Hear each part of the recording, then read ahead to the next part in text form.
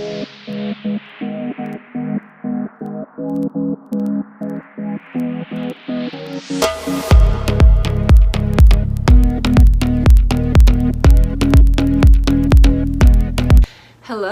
and welcome to the recap of 90 Day Fiance Happily Ever After, Season 5, Episode 16, The Tell-All, Part 1.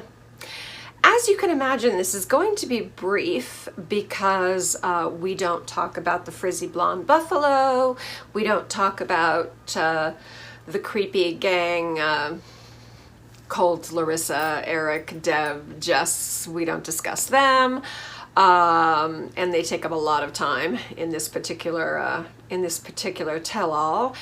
And we don't cover the disturbed Arson and his equally, increasingly disturbed poor Brazilian wife and beautiful, innocent little beautiful baby. So yeah, so we're going to talk about the three couples that I do cover.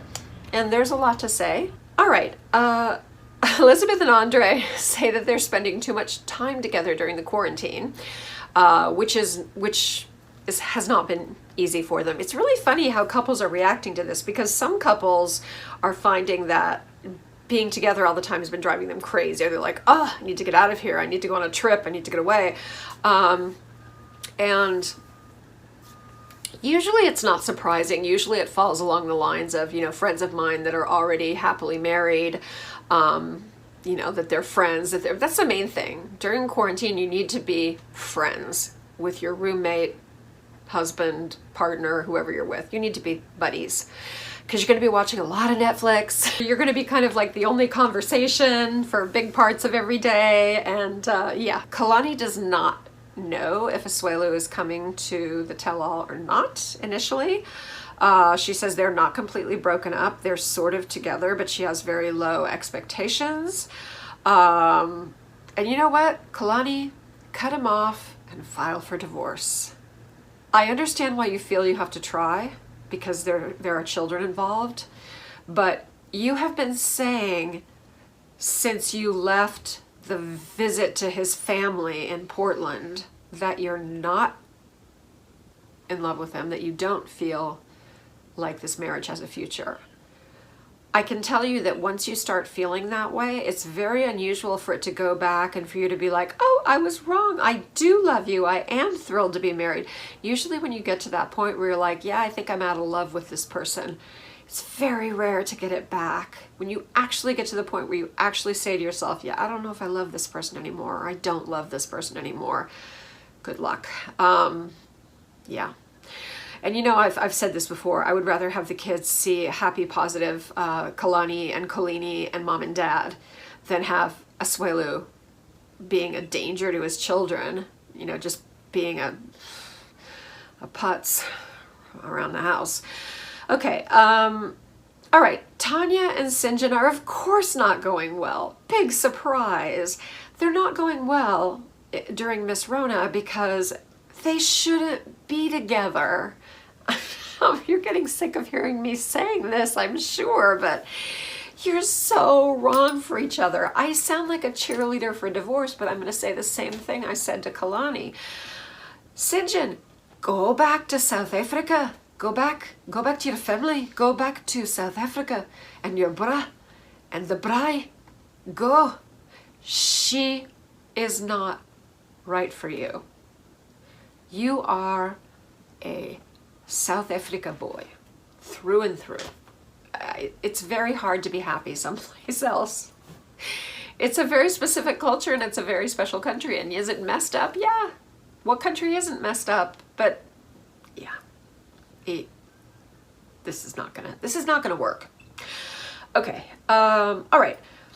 I know I don't cover Larissa, but oh, holy whatever you want to insert after the word holy, my God, because I'm not watching her all the time and I avoid other people's, any recaps or YouTubers talking about her. Ugh, I mean, she's just, ugh. Same with her boyfriend Eric, same with Colt, same with Deb, same with Jess, same with everybody involved in that weird soap opera. It's not even an interesting soap opera. It's the least interesting people I can possibly imagine. But she really does look like a blow-up doll. She has really gone all in on being a sex worker. Yep, that's my job. I'm gonna make as much money as possible as a sex worker. I'm gonna do OnlyFans, and there's one that's stronger than that, that's a little more X-rated. Or look, Stephanie from 90 Day the Other Way is on Pornhub even. So she's going all in as a sex worker. It's not like she has a great education, and I think that she's the type that wants to work as little as possible to earn as much money as possible. Porn, it's a great way to go for that. If you don't care, it is the easiest way to make a lot of money in a short time without breaking the law. You know, you can actually be a sex worker, and in the right venue, especially like Vegas, you know, especially when you're doing things online, it's legal. So, but it's like, oh my God, she can't do anything else now. She's got hyper-inflated lips. Okay, those do go down. Those do actually, if you decide you don't want them anymore, you can shrink them, but she'll never get rid of them. She'll have them till she dies. She has a tiny, weird Michael Jackson nose that looks like it's been scraped down and scraped down and scraped down, and so it's weird little turned up like Japanese anime. You know how sometimes they just leave the noses off, Japanese anime, or certain kinds of cartoon women, or they give them these little teeny tiny noses. She's got that, okay? She's got circus balloon boobs, giant circus balloon boobs, enormous, and the fakest looking implants you have ever seen. Just like watermelons, like no attempt to, the doctors, at some point I think I caught a glimpse of her talking to the doctor, and he said that he put it under the muscle, but it doesn't look like it. They just look like they're going, so yeah, she's got the gold standard of adult photos and videos these days. And you know, women who don't have that body, they use, you know, Photoshop, and they use everything else they can in Instagram and whatever to tune the photo so that they have this enormous chest, this tiny little impossible waist that doesn't even give room for your organs, and then this giant booty. And that's coming next, by the way. She's getting all the, you know, she's going to have her waist sucked down as little as possible and her thighs sucked out, and then she's going to have a Brazilian butt lift, so she'll have an enormous butt. So she'll be Kylie Jenner. Basically, everyone is going to be Kylie Jenner. That's what's going to happen. Everyone who's in that position, everyone who's going for that kind of clout, which is to have, you know, teenage boys and 20-something boys drooling over you, they're going to have that body. That's not even Kylie Jenner's real body. So, you know, I mean, it's like, I don't know.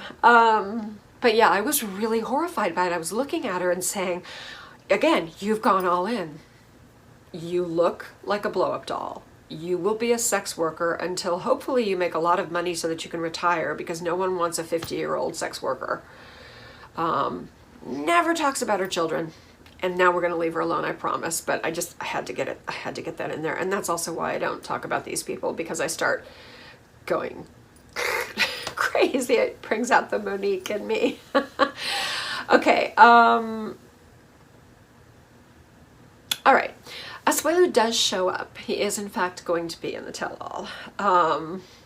Andrei is not looking for work. He's still minding baby Eleanor, and he says the house, but I think Elizabeth still does a lot of the housework. She feels like he has a lot of talents that he could put to good use. She would like to see him work. I mean, it depends on how many hours. Elizabeth works for her father. It depends on how many hours a day she has to work for him. Maybe right now when the baby's little, it's not such a bad thing to have Andrei raising Eleanor rather than having to hire a nanny. I don't know. You know, he's not going to have much of an excuse as Eleanor gets older. We'll see what he actually does. Okay, Asuelu and Kalani are kind of together, but ooh, he's not pulling his weight in the house. He is being absolutely, he's being absolutely careless when it comes to Miss Rona. We, unfortunately now are going back to Elizabeth and Andrei. I say unfortunately because now we're bringing her family in. First of all, we rehash, which we don't need to do, and I'm not going to discuss, everything that happened in Moldova involving her lovely family. You know, here comes Jen. Bitch, bitch, bitch, bitch, bitch. I hate Andrei so much. He doesn't like us. Andrei's response is essentially, I don't like you either, bitch. So Elizabeth agrees that Andrei can be mean. Charlie is like, do you agree that you can be aggressive? Andrei admits he has to work on his attitude, but I mean, come on, Charlie would make me wanna push him outside and have a talk with him. Okay, oh my God, the family is still trying to bring up Andrei's departure from Moldova and the possible criminality of it. And this has already been settled. We already know everything. So I'm not going to cover it. It's bullshit. This is just brought up to cause drama. There's absolutely nothing new. Her family were rude assholes. They asked Charlie, were you embarrassed by your behavior when you saw, you know, the wedding? And he was like, no. A douchebag says what? No. It should be what, actually. Anyway. Oh, actress Libby is sniffling over remembering the fight between Charlie and Andrei at her wedding because she's such a great actress. Fake, fake, fake, fake, fake. Here comes Andrei's brother Radu and his best friend Marcel. And of course they're going to stick up for Andrei. But again, we're not going to go over this. We already know it. That's what's kind of frustrating for me about the tell-alls. Sorry if I don't really seem that invested in it. I feel like I kind of need to recap the tell-alls because sometimes stuff will come up that we didn't know before. So I'm still going to cover them, but you'll, as you can see, in my somewhat limited and somewhat snarky way, because it's a lot of unnecessary. Okay. Oh, we do learn that Jen and Charlie say that he did not pay for their weddings, which surprised me. Okay, well that adds a little bit of, tiny bit of comprehension, although no excuse for why they were so bitter about everything. That does seem weird that he would pay for Elizabeth's big wedding, but he didn't pay for their wedding. Yeah, that was a surprise, but Chuck didn't deny it, so apparently he did not pay for their weddings. All right, don't worry. Andrei and Chuck are natural allies. Andrei's going to end up working for him. He said he would really like to sell real estate. He feels like he's be good at it. He probably will. He probably will be good at it. The only person he has to worry about is his wife and his father-in-law, and he'll be fine. Okay, all right. Now, Kalani and Kalani's moms show up. Neither of them have any faith in Asuelu. They don't have any faith in the marriage. Neither do I. Neither does Kalani. So obviously Asuelu did come back home from Washington State, from being with his mother and lovely Tammy and Rosa. He missed the boys and his wife. He said he probably also missed the standard of living, because I'm sure that I don't think that Mom and Tammy and Rosa are living that highly. Kalani says they're together. They're in a very, very rocky place. He is just continuing not to be careful about Miss Rona. He's playing volleyball 6 days a week. The only day he doesn't play is Sunday. And he's going out and still lying about it, where he's going. He plays without a mask. He's been teaching Samoan dancing, but honestly, such a little bit of money comes from him teaching Samoan dancing that she would rather not have him packed in the room with the people taking the class. She would rather have him be safe and not do that job, because it's not really socially distanced and he's not wearing a mask again. Okay, Asuelu has no self-control. He has no manners. He's just sitting there pouting and sulking and being Asuelu. Kalani looks heavenly in emerald green. She should just wear that color all the time. She should. She's such a beautiful girl. So's her sister. They're very beautiful. Okay, Lisa says flat out, this is not going to last. Kalani slams him again for swearing at Kalani, calling her an effing bitch and this and that. Oh Lord, here comes Asuelu's mother, Lucina, and Tammy. Oh my gosh, Tammy's face. They try and soften her up by putting some makeup on her and some flowers and like a Samoan dress, but she's still like, she's a hateful, hateful looking person. She's just, blah. Okay, Kalani accuses her of barging into Asuelu and Kalani's business, trying to break them up. There's a standoff between Tammy and Kalani. Kalani asks Tammy the same thing that was asked before. How much do you give to your parents? How much do you give to your mom? Tammy gets angry, and now, of course, she says she will beat up Kalani too, which, okay, that's her solution for everything. All right, Asuelu said that he was really upset to see his mother and sister behave the way they did with Kalani, and he hated that his mother said that she didn't care about the kids and they should just get divorced. But you're not really doing anything to stop that from happening, Asuelu, so yeah, I'm not really buying into your concern. Okay, so that is the less than inspiring, uplifting first part of the tell-all. It wasn't really much of a tell-all. We didn't really learn that much. I think we are where we were when we left off. Basically, Libby and Andrei are gonna be fine. I mean, they have to put up, this front of having all this drama, but they're fine. And Tania and Syngin should not be together. And Asuelu and Kalani are not going to be together. It's pretty obvious looking at this. And okay, that's that. Thank you so much for joining me. So please, if you haven't yet, please do me the honor of subscribing, and also you can ring the bell to get notifications of when I do new uploads. It's not normal for me to not cover half of the cast in a reality show. This is kind of the only one that this is the case. There are just certain couples that no, I won't. And there is a rumor that the frizzy blonde buffalo and her Nigerian hostage are supposed to be getting their own show, or maybe it's just the frizzy blonde buffalo. I pray that's not true, because I can tell you right now I won't be covering that. You can imagine.